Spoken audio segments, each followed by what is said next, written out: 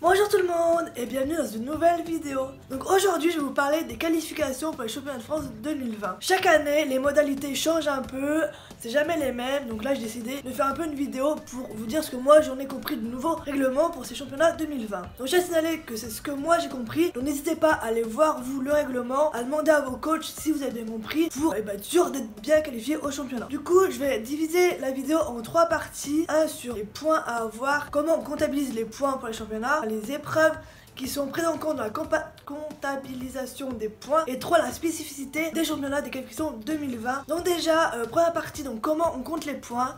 Donc les points c'est comme l'année dernière, mais bon pour les nouveaux je redis, pour chaque épreuve que vous voulez faire au championnat il y a un nombre de points à obtenir, donc il va varier en fonction de la discipline et de l'indice que vous voulez faire. Donc ces points ils sont gagnés en fonction de l'épreuve que vous faites, donc de l'indice, donc 1, 2, 3, etc. et du quart que vous avez obtenu, donc votre résultat final, quand vous avez couru votre épreuve. Donc ce point obtenu est ensuite multiplié par un coefficient qui lui varie en fonction de la catégorie de l'épreuve. Donc catégorie j'entends par l'épreuve Grand Prix, vitesse, etc. Donc je vous fais un exemple, par exemple vous sortez en CSO Club 2 Grand Prix, un premier quart en CSO Club 2 Grand Prix, vous avez donc 12 points. Ensuite votre Grand Prix c'est coef 1, du coup vous sortez avec 12 points, vous gagnez 12 points.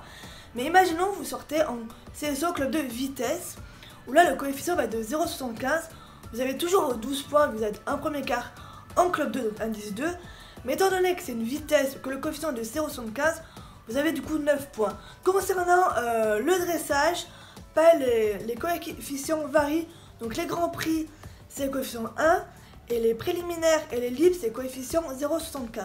Deuxième partie, je vais vous parler maintenant des épreuves qui sont comptabilisées, qui sont prises en compte pour ces points. Donc je vais prendre des exemples pour le CSO et pour le dressage. Donc je vais commencer pour le CSO. Donc c'est votre indice d'épreuve, plus un au-dessus et un en dessous.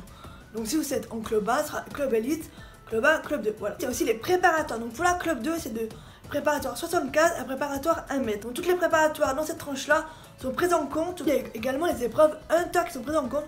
Donc toujours pareil avec les indices, donc votre indice que vous voulez, l'indice au-dessus et l'indice en dessous. Je récapitule. Pour le saut, les épreuves c'est saut, les épreuves hunter, votre indice 1 au-dessus, 1 en dessous, et les préparatoires, donc là pour la club 2, de préparatoire 75 à 1 mètre. Pour le dressage, 3 épreuves sont prises en compte, les grands prix, les préliminaires, les libres, un au-dessus, un en dessous et votre indice. Je vais donc passer à la troisième partie de ma vidéo avec les modalités spécifiques à cette année. Il y en a donc 2. Donc la première, c'est qu'il faut faire attention, il faut absolument obtenir 50% de nos points dans l'indice que l'on veut participer au championnat.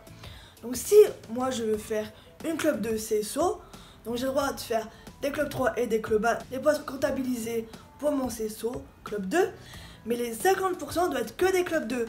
Donc soit club 2 vitesse, soit club 2 Grand Prix, que ces deux épreuves seront prises en compte dans les points des 50%. Imaginons, pour la club 2, il faut que le cavalier ait 110 points. Donc il faut impérativement qu'il gagne 55 points en effectuant que des clubs de vitesse et Grand Prix. Pour le dressage, c'est pareil, 50% des points à obtenir dans l'indice que vous voulez effectuer. Donc attention, les épreuves au-dessus et en dessous ne comptent pas pour ces 50%. Deuxième modalité, il y a le nombre X de meilleurs parcours qui sont pris en compte. Donc moi je pense, mais c'est moi qui le pense, c'est pour nous départager, vu qu'au championnat on est beaucoup à s'engager. Ils divisent les catégories, donc je pense que c'est pour nous départager un peu plus équitablement que les années précédentes. Mais ce n'est en aucun cas un nombre minimum de parcours à effectuer. Je sais que pour la club 2 il en faut 20, enfin ils prennent les 20 meilleures performances.